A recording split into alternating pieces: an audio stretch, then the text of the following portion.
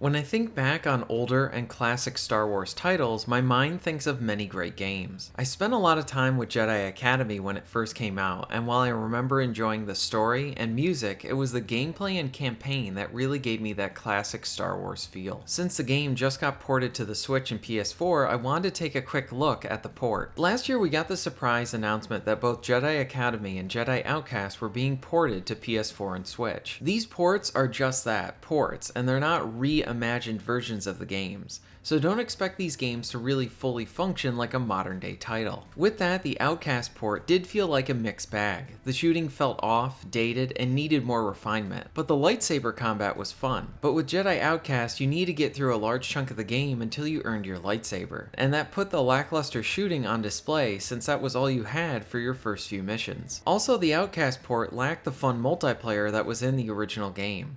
So overall, it was fun when you had a lightsaber in your hand, but the entire thing felt like a mixed bag. Jedi Academy's port benefits from how the original game was designed, along with this port feeling more complete with the multiplayer included.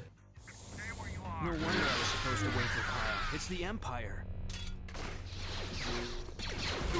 Now.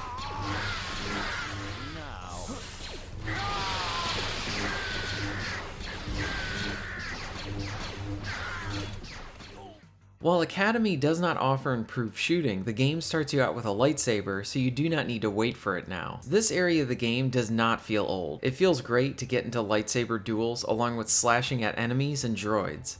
The game features some fun dismemberment with droids breaking apart and hands and arms flying off. While there are a lot of guns to use, I mainly stuck with my lightsaber. As you progress in the game, you will earn different stances for your lightsaber along with different types. You can dual wield or even use a double-edged one. Each of the different types adds some personalization to the gameplay as you choose what best suits you.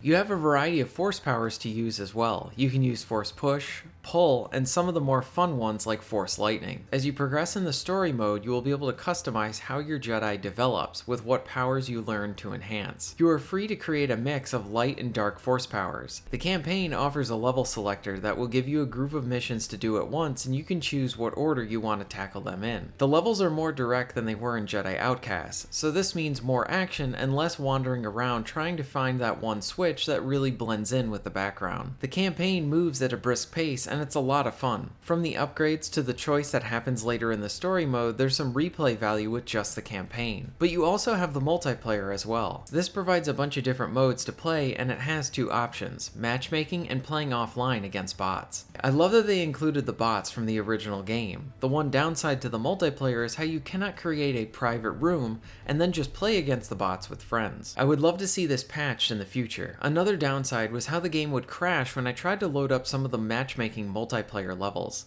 This didn't happen all the time, but it was frequent enough to that it really needs more refinement. Overall, this Jedi Academy port is more of a complete experience than the Jedi Outcast port. You get the campaign and the multiplayer to enjoy as well. While not a perfect port, it is pretty good and it shows how well the gameplay has aged. I would recommend you check this one out and thank you very much for watching.